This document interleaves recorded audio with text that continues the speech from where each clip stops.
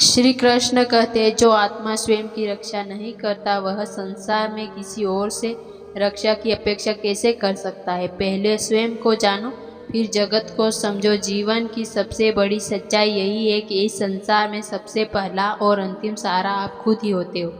दूसरों को स्नेह, सहानुभूति या चिंता यह सब क्षणिक है। एक बीमार शरीर को देखने वाले बहुत मिलेंगे, पूछने वाले कि कैसे हो बहुत मिलेंगे, पर वह गोली, वह दवा, वह समय, वह नींद, वह तुम ही लोगे। वह खुद से उठकर खुद को ख्याल में रखकर ही लेना ही पड़ेगा। जब इंसान बीमार होता है तो वह सबसे कमज़ोर स्थिति में होता है। उस समय कुछ लोग हालचाल पूछने आते हैं, कुछ सलाह देने लगते हैं, यह खाओ वह मत खाओ, आराम करो, डॉक्टर को दिखाओ, और कुछ सिर्फ इसलिए आते हैं कि उन्हें खुद को अच्छा इंसान साबित करना होता है। पर सच यह क्या है, कोई तुम्हारे बदले दर्द नहीं सहता, कोई तुम्हारे बदले बिस्तर पर नहीं लेटता, कोई तुम्हारे बदले दवा नहीं खाता। यह वही समय होता है जब एक व्यक्ति को यह समझ आता है कि जीवन में कितनी भीड़ हो, अंत में तुम्हारा शरीर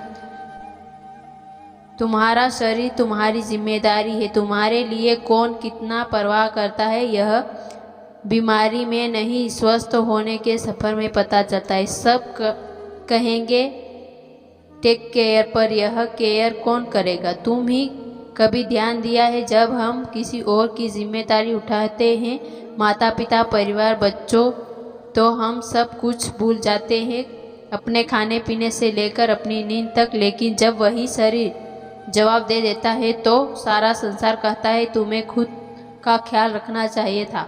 इसलिए यह समझना जरूरी है कि खुद से प्यार करना, खुद का ख्याल रखना कोई स्वार्थ नहीं है, यह तुम्हारा धर्म है। यह भी एक प्रकार की पूजा है।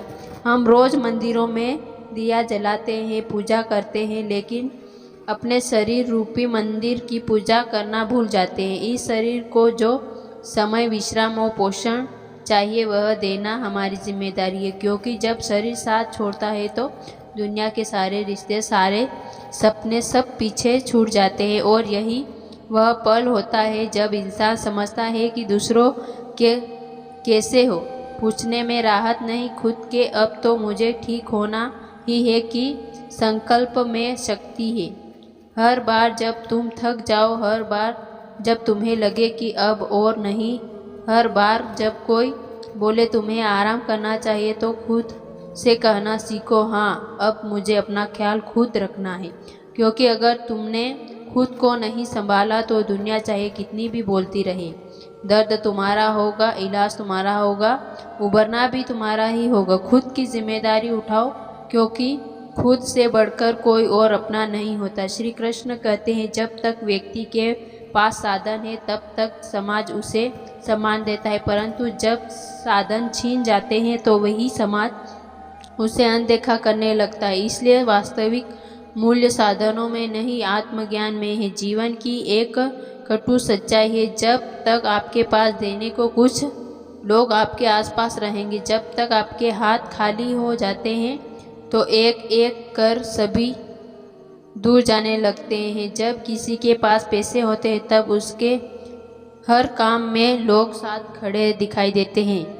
दोस्त, रिश्तेदार, पड़ोसी सभी उसके व्यवहार में खुश रहते हैं। हर रिश्ते में मिठास होती है, क्योंकि हर किसी को उम्मीद होती है कि कुछ मिलेगा, कभी मदद, कभी साथ, कभी सुविधा और कभी बस दिखावे की चमक। लेकिन जैसे ही आपकी जेब खाली होती है, जैसे ही आमदनी रुकती है, जैसे ही आप किसी को कुछ नहीं दे पाते, रिश्तों की असलियत सामने आने लगती है। जो हर बात पर भाई कहते थे वह फ़ोन उठाना छोड़ देंगे, जो दिन में 2 बार हालचाल लेते थे अब रास्ता बदलने लगते हैं। कुछ तो इतने सीधे होते हैं कि कह देते हैं कि अब वह बात नहीं रही। हम समझ जाते हैं कि बात नहीं बदली, हमारी हैसियत बदल गई। असल में आज के समाज में रिश्ते ज़्यादातर ज़रूरतें पर टिकते हैं।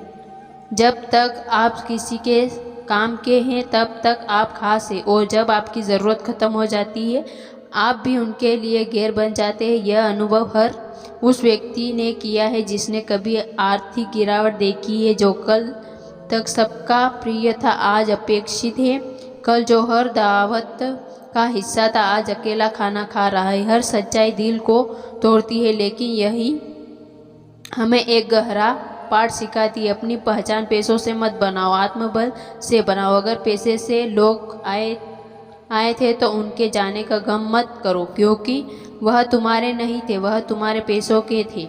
हाँ, यह तकलीफ देता है जब अपनों का असली चेहरा दिखता है तो मन टूटता है, लेकिन वहीं से शुरुआत होती है असली आत्मनिर्भरता की। जब तुम्हें कोई याद नहीं करता तब याद आता है कि तुम्हारा सबसे बड़ा साथी कौन है। तुम खुद उस पल में जब तुम खाली जेब लेकर भी मुस्कुराना सीख जाते हो, तब तुम समझ जाते हैं कि पैसे ज़रूरी है, लेकिन आत्मसम्मान उससे कई बड़ा है। फिर धीरे धीरे तुम्हारा ध्यान लोगों को खुश करने से ठहरकर खुद को उठाने में लगने लगता है। तब तुम जान जाते हो जो रिश्ते सिर्फ ज़रूरतों पर टिके थे वह झूठे थे, और जो मुसीबत में भी साथ रहे वही तुम्हारे सच्चे साथी है। दुनिया का व्यवहार बदलता रहेगा, कभी तुम्हारी सफलता पर मुस्कुराएंगे, कभी तुम्हारी असफलता पर चुप हो जाएंगे, लेकिन तुम्हारा आत्मबल वही तुम्हें दोहरा उठाएगा। इसलिए कभी यह मत सोचो कि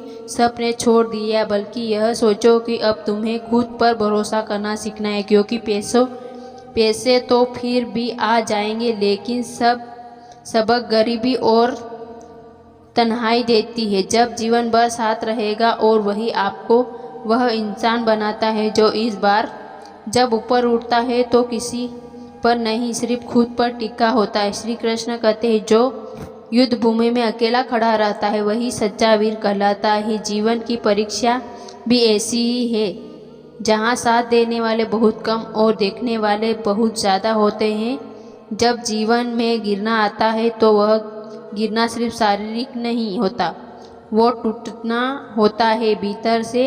हम हारते हैं उम्मीदों से, हम टूटते हैं अपनों से, रवैया से, और सबसे ज़्यादा हम घुटते हैं उस भीड़ में जो सिर्फ दिखती है लेकिन कुछ करती नहीं। यह तो सच्चाई है। जब तक हम सफलता की ऊंचाइयों पर होते हैं तब तक सब हमें सिर पर बिठाकर चलते हैं, हर कोई हमारे पीछे खड़ा रहता है, लेकिन जैसे जीवन की कोई ठोकर हमें ज़मीन दिखा देती है, वही खड़े लोग तमाशा बनाते लगते हैं। कोई मुस्कुरा देता है, कोई कहता है हमें तो पहले से पता था, कोई कहता है अभी तो, और गिरना, और कोई चुपचाप देखने लगता है जैसे तुम्हारी हार ही उनकी जीत है। लेकिन उस गिरावट में जो सबसे तकलीफ देता होता है वह यह कि जिसमें तुम्हें कभी अपनी ताकत माना था वह भी उस समय नाराज़ नहीं होते। कोई भी तुम्हारा साथ पकड़कर नहीं कहता हो